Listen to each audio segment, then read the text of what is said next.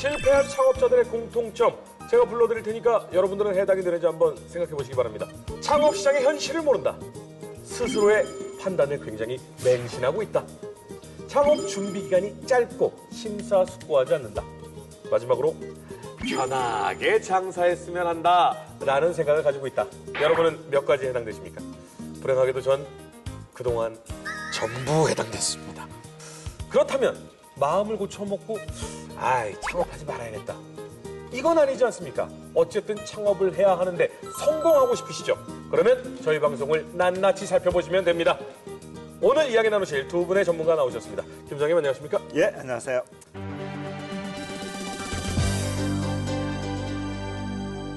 자, 그리고 새로운 얼굴 박민구 소장님 나오셨습니다. 안녕하세요. 불러주셔서 감사합니다.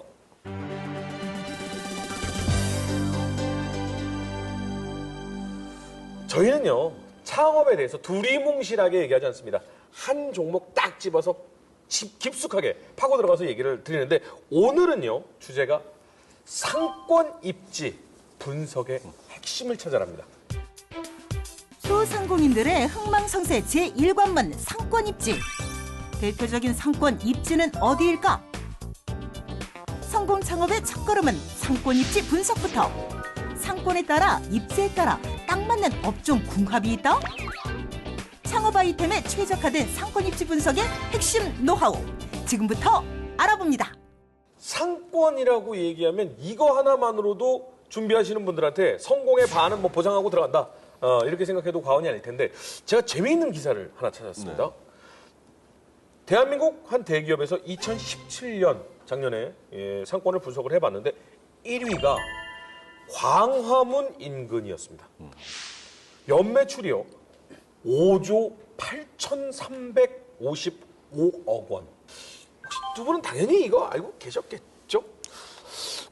저도 궁금했죠. 이게 과연 촛불 집회 때문인가 그런 고민해봤는데 생각해보면 이제 우리가 보통 이제 매출을 얘기하면은 손님들이 이제 가게 들어오는 객수, 손님 숫자하고 그다음에 이제 단가, 소비 단가 이렇게 이제 곱해보면 나오거든요. 아마도 추정컨대는 경기가 어려웠는데 그래도 대기업 이 직장인들은 좀 여유가 있었다 이런 거 하고 그다음에 말씀드린 것처럼 이제 촛불 집회 등등 손님 수가 늘어났다. 이 정도로 아마 이해하시면 될 것 같고 어느 이제 일개 업체가 조사한 그런 또 통계 데이터를 가지고 한 거기 때문에 다 일반화시킬 수는 없는데 나름대로는 의미가 있다. 이 정도로 보시면 될 것 같아요. 사실 저는 통계 데이터를 볼 때마다 창업자들이 좀 잘 살펴야 된다라고 느끼는 게 또 랭킹을 매기지 않습니까? 이건 기자님들이 너무 받아쓰기 좋거든요. 1등과 2등, 3등, 꼴등 누구지? 이런 거 보잖아요. 이거 뉴스 가치는 있는데 과연 창업자들에게 실효성 있는 데이터인가? 광화문 전체가 컸고 2등이 강남역, 삼성역이고 3등이 저희 사무실에 있는 선릉역이고 이렇게 한다면 매출에 이바지하셨네요. 그렇죠. 여기에 수많은 업종이 있고요. 이게 다 모여 있는데 이거를 그냥 하나의 랭킹 데이터로 매기는 게 이게 얼마나 무지막지한 데이터인가. 전 이런 생각이 좀 듭니다.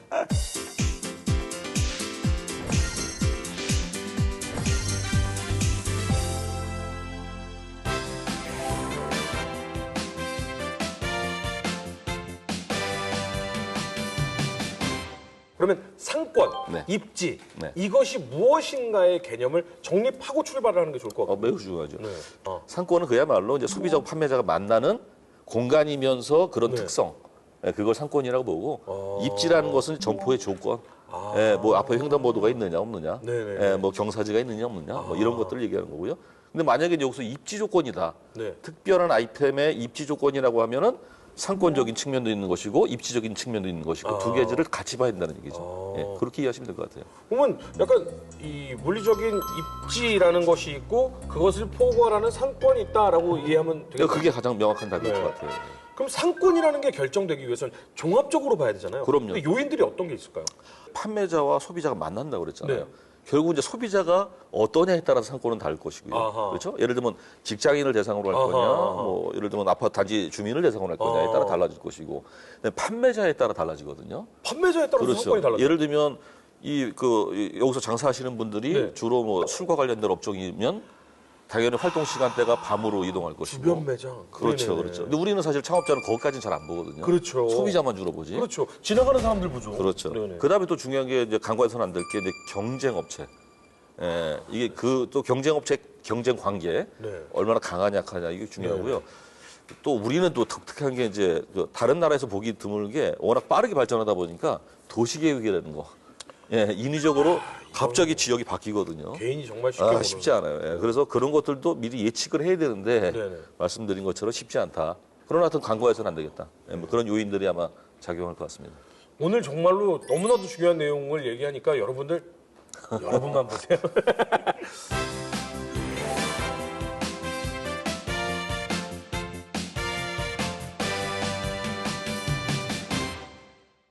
상권의 종류를 좀 일단은 알아야지 그것을 판단하는 데 좀 기준이 될 것 같아요. 예. 사실 상권의 종류를 구별하는 것 자체가 중요한 건 아니고요. 네. 그게 왜 구별되어지는가? 어허. 그게 중요하겠죠. Y가 중요하군요. 그렇죠. Y. 그러니까 말씀드린 것처럼 소비자와 판매자 특성에 따라서 갈릴 것 같은데요. 네. 뭐 예를 들면 뭐 앞서 말씀드린 오피스 상권, 예, 굉장히 네. 그 우리가 이제 쉽게 알 수 있죠.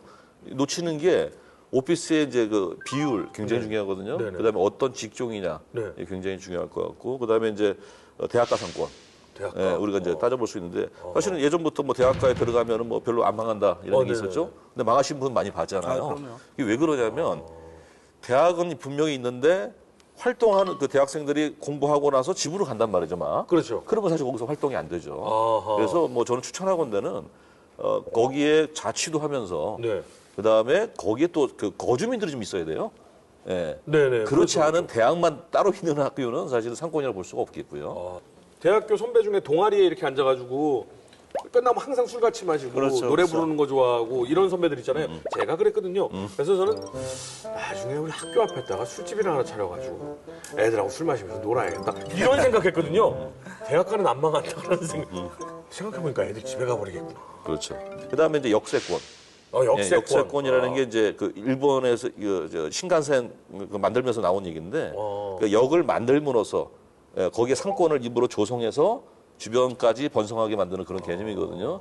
그 역세권의 가장 특성은 모임의 기능이 강하다. 네. 모임의 기능이 강하다. 그다음에 이제 주택가 상권인데 이거 나뉩니다. 일반 주택가와 아파트 상권. 아하. 완전히 그 특성이 다르거든요. 그래요? 완전히 특성이 다르거든요. 뭐 심지어는 한 집에 사는 인구 자체가 달라요. 그렇죠. 어디가 더 많으실 것 같아요? 아파트가 많죠. 그렇지. 정확해 보셨어요. 네. 정확해 보셨어요. 역시 소장님 제가 3번 망했다. 바보는 아닌가? 역시 그 판단이 빠르신데 우리 통상에는 주택의 가구 자체는 많은데 그렇죠. 한 가구의 숫자, 네. 세대 원수 자체는 아파트가 훨씬 많습니다. 아하. 그게 또 어떤 영향을 미치냐면 그쪽은 훨씬 주간 활동이 강해요. 주택가는 한 집에 사는 인구가 적다 보니까 야간 활동이 강하고요. 그럼 당연히 술집이 이쪽이 훨씬 더 많겠죠. 그렇죠? 어디 쪽이 더 편의점이 잘 될 것 같습니까? 아파트요. 그렇죠. 주택가 야간에 나와서 그런 것도 사갖고 있고 가니까. 편의점은 1인 종합 소매업이거든요. 혼자 가서 이것저것 사는. 마트를 많이 가겠네요. 그러니까 아파트는 마트를 많이 가고요. 이것도 잘 몰랐네. 그렇게 저는 이해했습니다. 항상 그냥 아파트 보면 요 앞에 편의점 차리면 잘 되겠는데 이런 생각하고 살았거든요. 완전히 반대 개념을 가지고 있었네.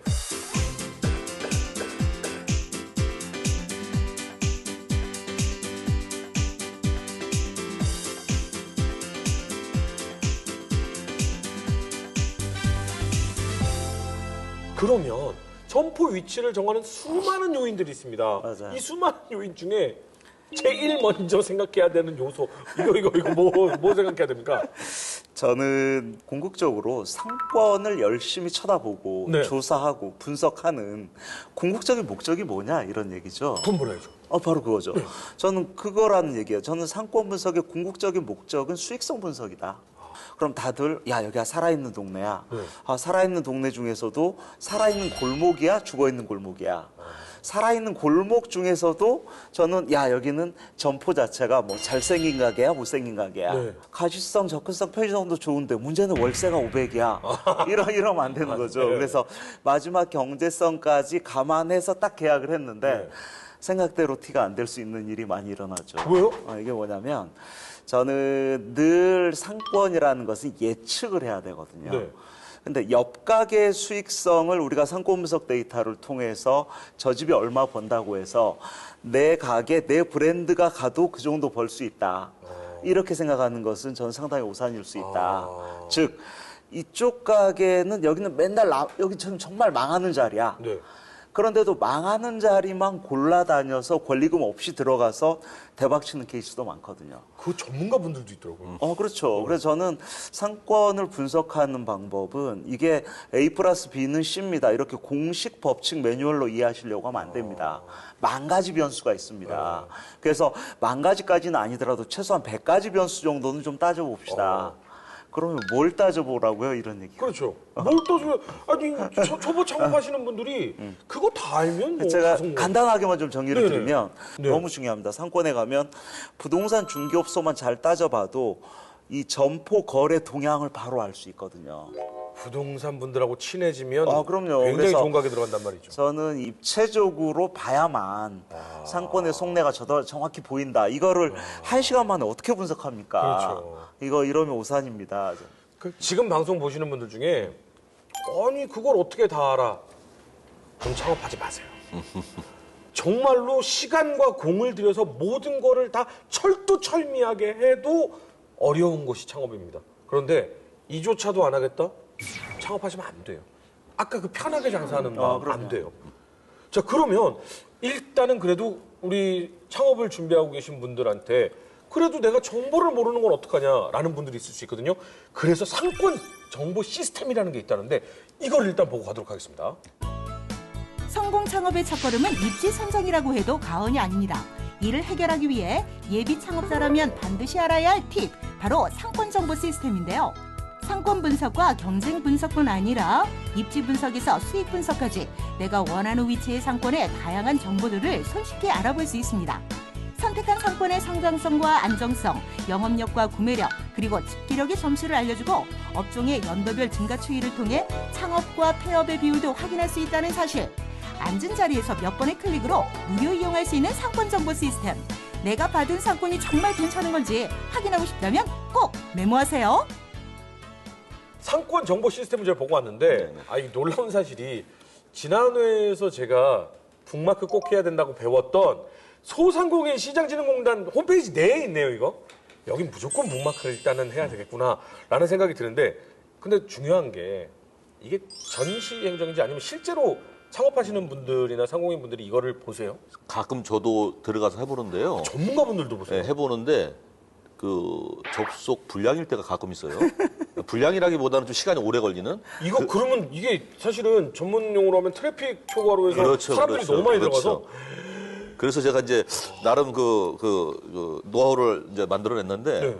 특히 점심 시간, 그 다음에 그 퇴근하자마자 이때는 좀 피하시고요. 그 직장인분들이 많이 온다는 거예요. 예, 예. 쉬는 시간에 이걸 클릭을 네, 네. 그만큼 이제 창업을 미리 마음속으로는 준비를 하고 있다.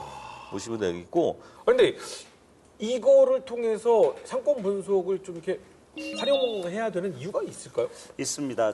저는 가장 중요한 데이터가 아마 우리나라 대한민국 우리나라 카드 왕국이잖아요. 네네.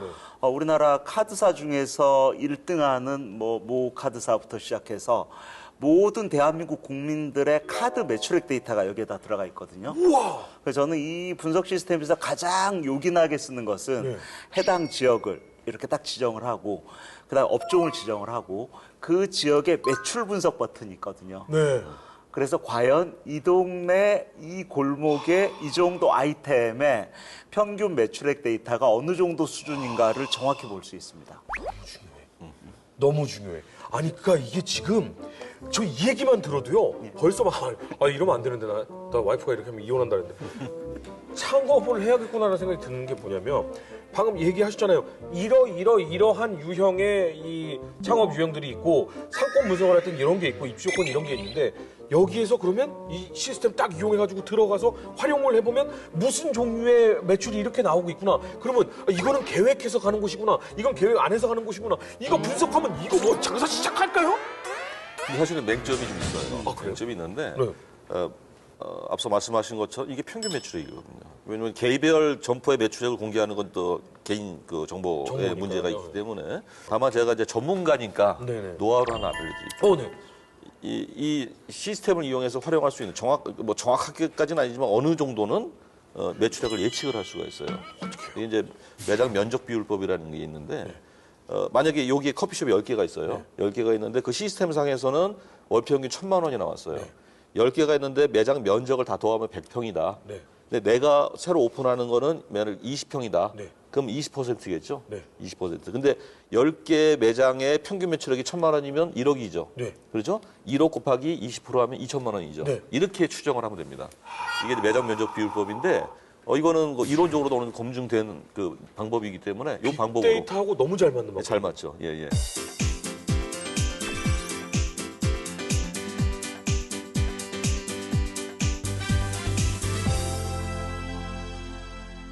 그러니까 당연히 창업을 하시려면 특히나 그 어떤 지역을 특정해서 사업을 하시려면 직접 가서 당연히 둘러보고 물어보고 살펴본 다음에 빅데이터 활용해 보고 면적 비율 계산해 보고 이러면 정말로 대충 이런 정도가 되겠구나라는 예상이 분명히 나오겠네요. 그렇죠. 그렇죠.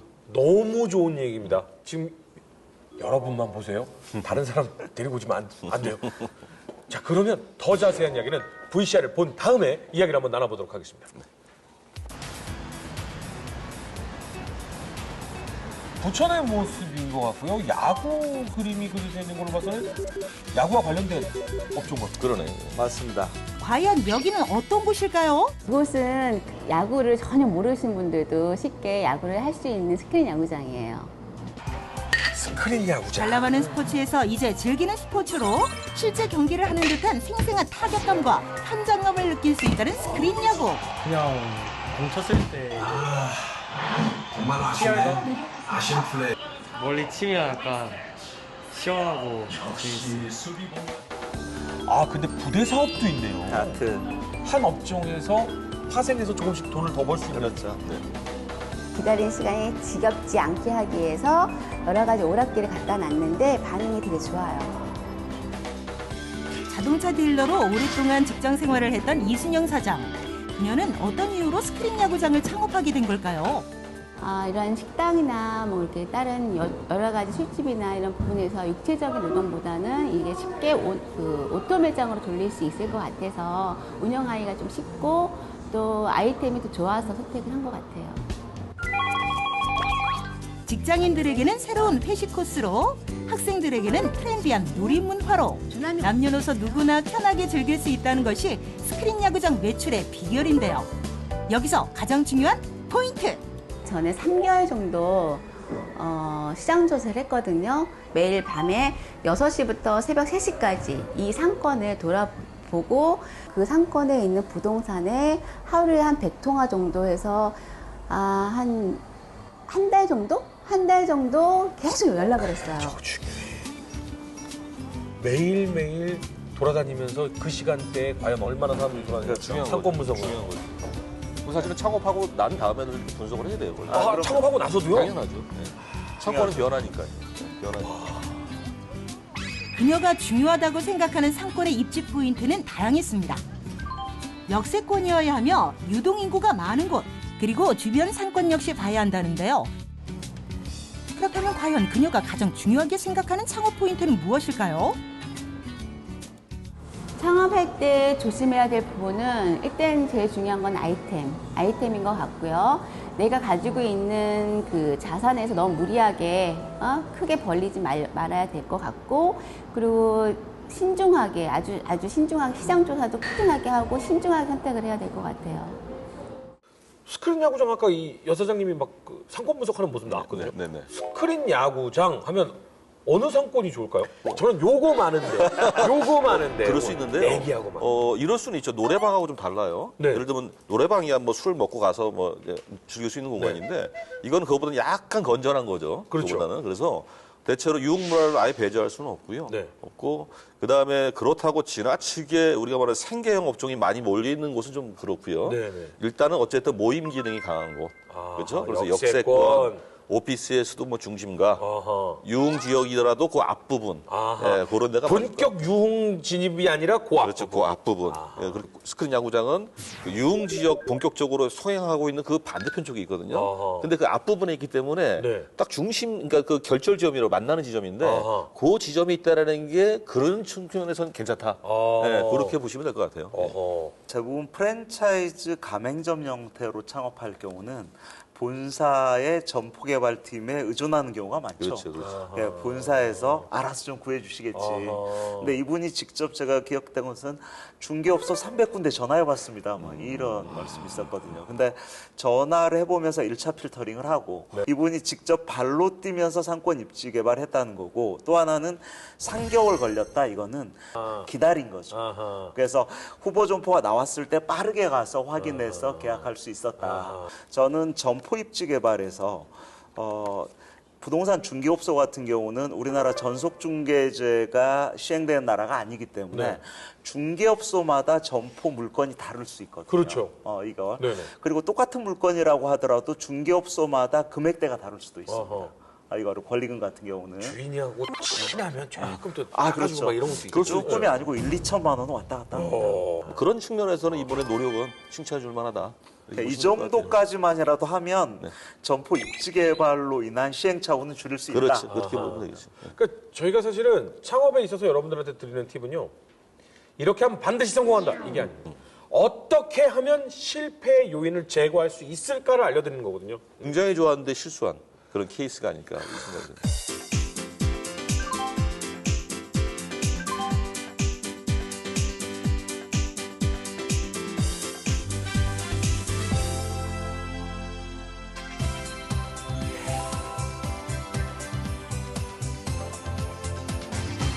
자, 오늘 상권, 입지 분석에 대해서 정말 필수적으로 알아야 될 내용에 대해서 쭉 한번 살펴봤습니다. 이야기를 마무리하면서 상권 입지에 대해서 우리 지금 돌아다니면서 구하고 계시는 수많은 예비 창업자분들이 계시거든요. 그분들을 위해 마지막 한마디를 하신다면 어떤 말씀, 김상우 소장님? 저는 상권 분석을 어렵게 생각하지 마십시오. 취미부터 바꿉시다. 여행 취미를 갑시다. 어떤 여행? 상권 여행을 가면 됩니다.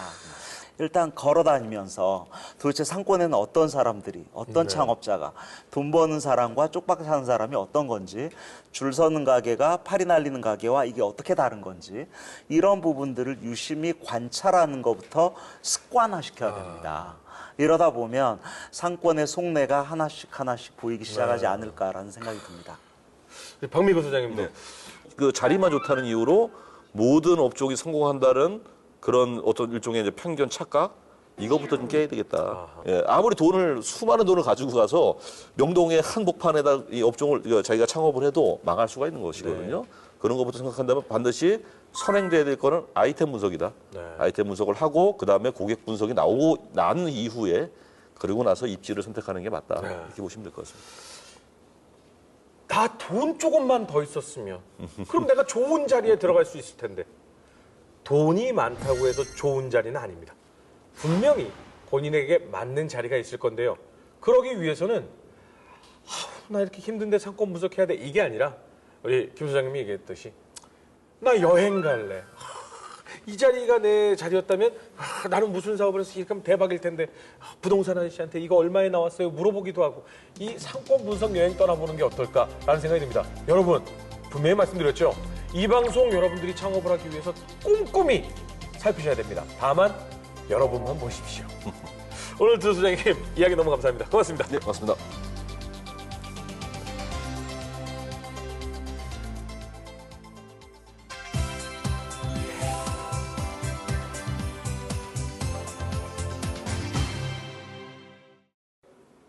네, 그 중국 속담에 보면요, 그 주향불파 항자심이라는 그런 말이 있습니다.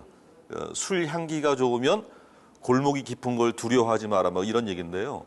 우리가 통상 창업자들이 점포를 구할 때 굉장히 좋은 입지를 많이 따지거든요. 근데 사실 그거보다는 나의 경쟁력이 얼마나 있느냐에 따라서 사실 먼 곳에서 이렇게 찾아올 수가 있는 것이거든요. 그래서 내가 선택한 아이템이 어떤 특성을 가지고 있고 주 고객이 누구인지를 사실 먼저 살펴보는 게 가장 중요할 것 같습니다. 이 관련해서 제가 아이템을 어떻게 구분할 수 있을까 요거 팁을 좀 드릴게요. 첫 번째 아이템의 특성 중에 하나는 우리가 길 가다가 바로바로 구매할 수 있는 품목을 편의품이라고 합니다. 편의품. 그다음에 이제 오랫동안 이걸 살까 말까 고민하는 품목을 우리가 선매품이라고 하는데요. 대표적으로 이제 가구나 가전제품 뭐 이런 것들이 여기에 해당되겠죠. 이 두 가지가 결정적 차이가 있습니다. 당연히 입지 조건 자체가 다르겠죠. 편의품은 입지 조건 자체가 좋아야 되겠죠. 유동 인구도 좀 많아야 되고요. 반대로 선매품은 입지 조건 자체가 그렇게 중요한 건 아닙니다. 사람들이 물어물어 찾아오기 때문에요. 그래서 오히려 좀 이렇게 임대료가 좀 저렴하더라도 좀 이면에 있더라도 매장도 좀 커야 되고 이런 점포를 찾는 게 좋겠고요. 편의품은 손님이 가까운 데서 오거든요. 그래서 이런 걸 이제 동네 장사라고 합니다. 동네 장사. 반대로 선매품은 먼 곳에서 온다. 당연히 이제 홍보 방법도 다르겠죠. 그래서 편의품은 사실은 인사만 잘해도 되거든요. 손님들하고 관계만 친밀감만 좀 쌓아놓으면 될 것 같은데 반대로 선매품은 오히려 먼 곳에서 손님을 끌고 와야 되기 때문에 특히 온라인 마케팅 이런 것들이 굉장히 중요하다고 볼 수가 있겠습니다. 지금처럼 쭉 말씀을 드린 것처럼 편의품과 선매품의 차이 자체가 워낙 크기 때문에 우리가 아이템을 아주 디테일하게 분석해서 거기에 맞는 입지 조건을 따져봐야 되겠다. 예, 이게 중요한 것 같고요. 결국은 우리가 얼마만큼 노력하느냐, 사전에 발로 뛰느냐에 따라서 성패가 좌우된다.